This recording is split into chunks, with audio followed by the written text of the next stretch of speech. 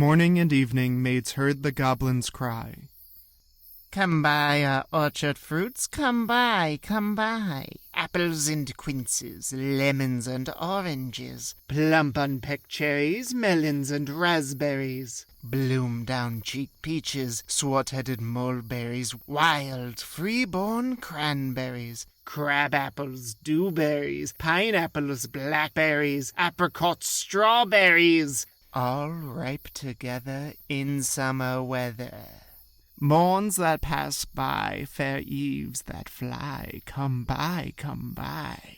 All grapes fresh from the vine, pomegranates full and fine, dates in sharp boluses, rare pears in green gauges, damsons and bilberries, taste them and try. Currants and gooseberries, bright fire-like barberries, figs that fill your mouth, citrons from the south, sweet to the tongue and sound to the eye. Come buy, come buy. Evening by evening, among the brookside rushes, Laura bowed her head to hear, Lizzie veiled her blushes, crouching close together in the cooling weather. With clasping arms and cautioning lips, with tingling cheeks and fingertips. "Lie close," Laura said, pricking up her golden head. "We must not look at goblin men. We must not buy their fruits. Who knows upon what soil they fed their hungry, thirsty roots?" "Come buy," called the goblins, hobbling down the glen. "Oh," cried Lizzie. "Laura, Laura, you should not peep at goblin men." Lizzie covered up her eyes, covered close lest they should look. Laura reared her glossy head and whispered like the restless brook, "Look, Lizzie! Look, Lizzie! Down the glen tramp little men. One hauls a basket, one bears a plate, one lugs a golden dish of many pounds weight. How fair the vine must grow whose grapes are so luscious. How warm the wind must blow through those fruit bushes." "No," said Lizzie. "No, no, no. Their offers should not charm us. Their evil gifts would harm us." She thrust a dimpled finger in each ear, shut eyes, and ran. Curious Laura chose to linger, wondering at each merchant man. One had a cat's face, one whisked a tail, one tramped at a rat's pace, one crawled like a snail, one like a wombat prowled obtuse and furry, one like a radle tumbled hurry-scurry.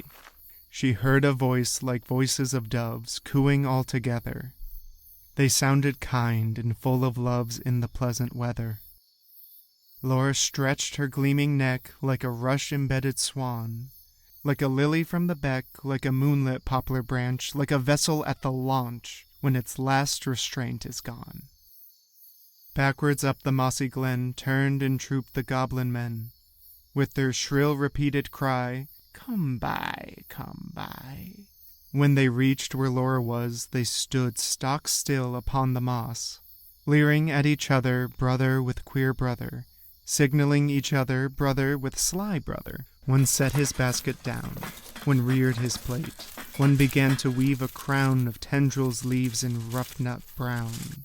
Men sell not such in any town. One heaved the golden weight of dishes and fruit to offer her. "Come buy, come buy," was still their cry. Laura stared but did not stir, long but had no money. The whisk-tailed merchant bade her taste in tones as smooth as honey. The cat-face purred, the rat-face spoke a word of welcome, and the snail-paced even was heard. One parrot-voiced and jolly cried, "Pretty goblin," still for "Pretty Polly," one whistled like a bird. But sweet-toothed Laura spoke in haste, "Good folk, I have no coin to take word to purloin. I have no copper in my purse, I've no silver either, and all my gold is on the furze that shakes in windy weather above the rusty heather." "You have much gold upon your head," they answered all together. "Buy from us with a golden curl." She clipped a precious golden lock. She dropped a tear more rare than pearl, then sucked their fruit globes fair or red, sweeter than honey from the rock, stronger than man-rejoicing wine. Clearer than water flowed that juice. She never tasted such before, how should it cloy with length of use? She sucked and sucked and sucked the more, fruits which that unknown orchard bore. She sucked until her lips were sore, then flung the empty rinds away, but gathered up one kernel stone, and knew not was it night or day, as she turned home, alone.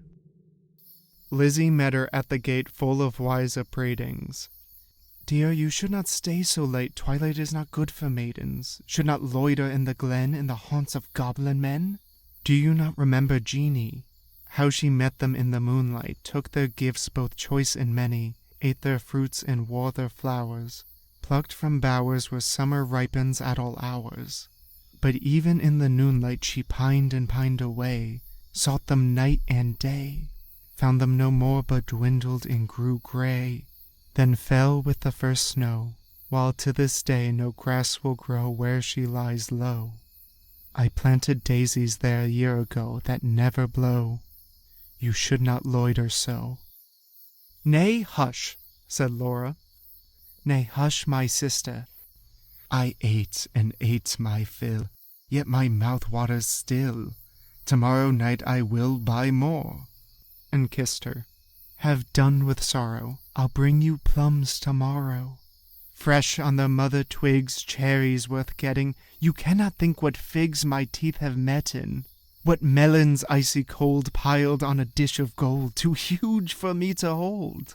What peaches with a velvet nap, pellucid grapes without one seed. Odorous indeed must be the mead, whereon they grow, and pure the wave they drink, with lilies at the brink, and sugar sweet their sap. Golden head by golden head, like two pigeons in one nest, folded in each other's wings, they lay down in their curtained bed, like two blossoms on one stem, like two flakes of new-fallen snow, like two wands of ivory tipped with gold for awful kings. Moons and stars gazed in at them, winds sang to them lullaby, lumbering owls forbore to fly. Not a bat flapped to and fro round their rest, cheek to cheek and breast to breast, locked together in one nest. Early in the morning, when the first cock crowed his warning, neat like bees, as sweet and busy, Laura rose with Lizzie. Fetched in honey, milked the cows, aired and set to rights the house, kneaded cakes of whitest wheat, cakes for dainty mouths to eat.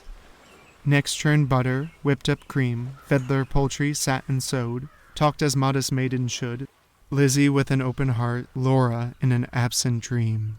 One content, one sick in part, one warbling for the mere bright day's delight, one longing for the night. At length slow evening came.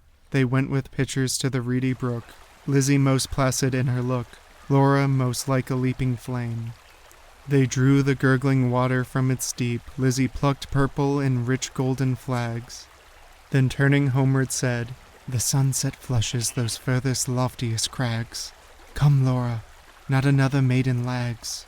No wilful squirrel wags, the beast and birds are fast asleep. But Laura loitered still among the rushes, and said the bank was steep. And said the hour was early still, the dew not fallen, the wind not chill. Listening ever, but not catching the customary cry, Come by, come by, with its irritated jingle of sugar-baited words.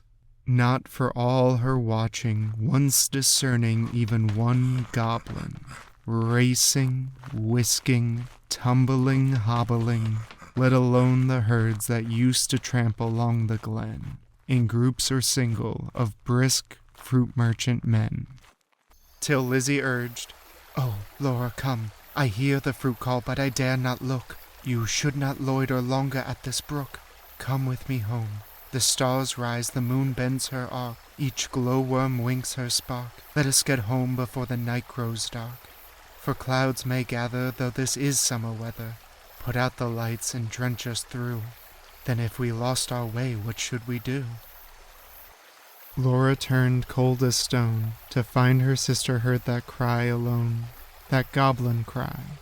Come buy our fruits, come buy. Must she then buy no more such dainty fruit? Must she no more such succous pasture find, gone deaf and blind?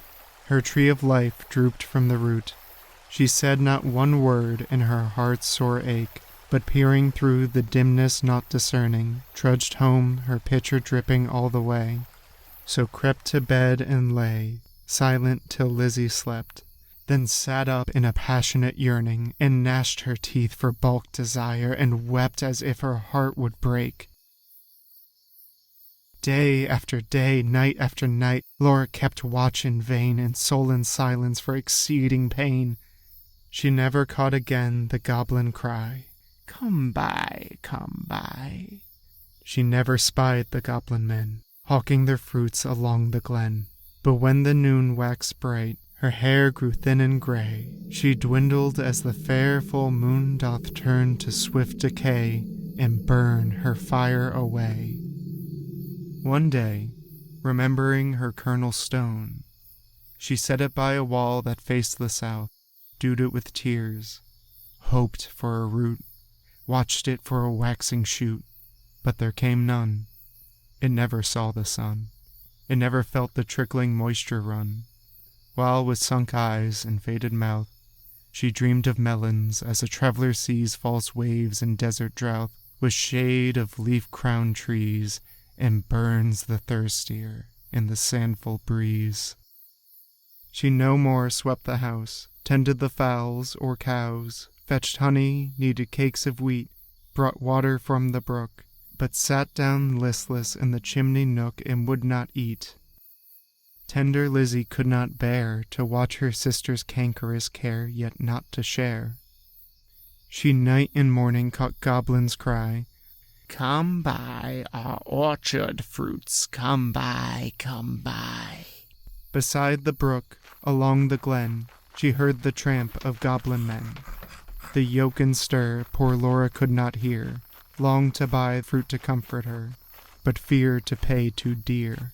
She thought of Jeannie in her grave, who should have been a bride, but who, for joy's brides hoped to have, fell sick and died in her gay prime. In earliest winter time, with the first glazing rime, with the first snowfall of crisp winter time, till Laura dwindling seemed knocking at death's door. Then Lizzie weighed no more, better and worse, put a silver penny in her purse, kissed Laura, crossed the heath with clumps of firs at twilight, halted by the brook, and, for the first time in her life, began to listen and look. Laughed every goblin when they spied her peeping, came towards her hobbling, flying, running, leaping, puffing and blowing, chuckling, clapping, crowing, clucking and gobbling, mopping and mowing, full of airs and graces, pulling wry faces, demure grimaces, cat-like and rat-like, radle and wombat-like, snail-paced in a hurry, parrot-voiced and whistler, helter-skelter, hurry-scurry, chattering like magpies, fluttering like pigeons, gliding like fishes, hugged her and kissed her, squeezed and caressed her, stretched up their dishes, panniers, and plates. Look at our apples, russet and dun. Bob at our cherries, bite at our peaches, citrons and dates. Grapes for the asking, pears red with basking out in the sun. Plums on their twigs, pluck them and suck them, pomegranates, figs. "Good folk," said Lizzie, mindful of Jeannie, "give me much and many," held out her apron, tossed them her penny. "Nay, take a seat with us, honor and eat with us," they answered, grinning. "Our feast is but beginning, night yet is early, warm and dew-pearly, wakeful and starry, such fruits as these no man can carry. Half their bloom would fly, half their dew would dry, half their flavor would pass by. Sit down and feast with us, be welcome guest with us, cheer you and rest with us." "Thank you," said Lizzie, "but one waits at home for me. So without further parleying, if you will not sell me any of your fruits, though much and many, give me back my silver penny I tossed you for a fee." They began to scratch their plates, no longer waging, purring, but visibly demurring. grunting and snarling. One called her proud, cross-grained, uncivil. Their tones waxed loud, their looks were evil. Lashing their tails, they trod and hustled her, elbowed and jostled her, clawed with their nails, barking, mewing, hissing, mocking, tore her gown and soiled her stocking, twitched her hair out by the roots, stamped upon her tender feet, held her hands squeezed by their fruits against her mouth to make her eat. White and golden Lizzie stood, like a lily in a flood, like a rock of blue-veined stone, lashed by tides obstreperously, like a beacon left alone in a hoary, roaring sea, sending up a golden fire, like a fruit-crowned orange tree, white with blossoms honey sweet, sore beset by wasp and bee, like a royal virgin town, topped with gilded dome and spire, close beleaguered by a fleet, mad to tug her standard down. One may lead a horse to water, 20 cannot make him drink. Though the goblins cuffed and caught her, coaxed and fought her, bullied and besought her, scratched her, pinched her, black as ink, kicked and knocked her, mauled and mocked her, Lizzie uttered not a word, would not open lip from lip, lest they should cram a mouthful in, but laughed in heart to feel the drip of juice that syruped all her face, and lodged in dimples of her chin, and streaked her neck which quaked like curd. At last, the evil people, worn out by her resistance, flung back her penny, kicked their fruit along whichever road they took, not leaving root or stone or shoot. Some writhed into the ground, some dived into the brook, with ring and ripple, some scubbed on the gale without a sound, some vanished into the distance. In a smart ache tingle, Lizzie went her way. She knew not was it night or day. Sprang up the brook, tore through the furze, threaded corpse and dingle, and heard her penny jingle, bouncing in her purse. Its bounce was music to her ear. She ran and ran, as if she feared some goblin man dogged her with jibe or curse or something worse. But not one goblin scurried after, nor was she pricked by fear. The kind heart made her windy pace, that urged her home out of breath with haste and inward laughter. She cried, "Laura!" up the garden. "Did you miss me? Come and kiss me, never mind my bruises. Hug me, kiss me, suck my juices, squeezed from goblin fruits for you. Goblin pulp and goblin dew. Eat me, drink me, love me. Laura, make much of me. For your sake I have braved the glen, and had to do with goblin merchant men." Laura started from her chair, flung her arms up in the air, clutched her hair. "Lizzie, Lizzie, have you tasted for my sake the fruit forbidden? Must your light like mine be hidden, your young life like mine be wasted, undone in mine undoing, and ruined in my ruin, thirsty, cankered, goblin-ridden?" She clung about her sister, kissed and kissed and kissed her. Tears once again refreshed her shrunken eyes, dropped like rain after long sultry drought. Shaking with anguish, fear, and pain, she kissed and kissed her with a hungry mouth. Her lips began to scorch, that juice was wormwood to her tongue. She loathed the feast, writhing as one possessed she leaped and sung, rent all her robe and wrung her hands in lamentable haste and beat her breast. Her locks streamed like the torch borne by a racer at full speed, or like a mane of horses in their flight, or like an eagle when she stems the light straight toward the sun, or like a caged thing free, or like a flying flag when armies run. Swift fire spread through her veins, knocked at her heart, met the fire smoldering there, and overbore its lesser flame. She gorged on bitterness without a name. Ah, fool, to choose such part of soul-consuming care. Sense failed in the mortal strife, like the watchtower of a town which an earthquake shatters down, like a lightning-stricken mast, like a wind-uprooted tree spun around, like a foam-topped waterspout cast head down in the sea, she fell at last. Pleasure past and anguish past, is it death or is it life? Life out of death. That night long Lizzie watched by her, counted her pulse's flagging stir, felt for her breath, held water to her lips and cooled her face with tears and fanning leaves. But when the first birds chirped about their eaves, and early reapers plodded to the place of golden sheaves, and dew-wet grass bowed in the morning wind so brisk to pass, and new buds with new day opened of cup-like lilies on the stream, Laura woke as from a dream, laughed in the innocent old way, hugged Lizzie but not twice or thrice, her gleaming locks showed not one thread of gray, her breath was as sweet as May, and light danced in her eyes. Days, weeks, months, years afterwards, when both were wives with children of their own, their mother hearts beset with fears, their lives bound up in tender lives, Laura would call the little ones and tell them of her early prime, those pleasant days long gone, of not returning time. Would talk about the haunted glen, the wicked, quaint fruit merchant men, their fruits like honey to the throat but poison in the blood. Men sell not such in any town. Would tell them how her sister stood in deadly peril to do her good, and win the fiery antidote. Then joining hands, the little hands would bid them cling together.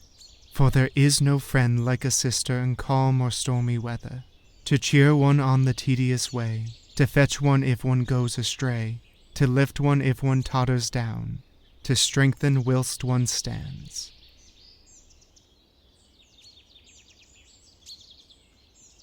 Thank you for listening. If you enjoyed it, liking, commenting, subscribing, all of that does a lot to really help out the channel. I really enjoy doing little projects like this, so any amount of help is greatly appreciated. I hope you enjoyed this reading of Goblin Market and hope you enjoy the rest of your day.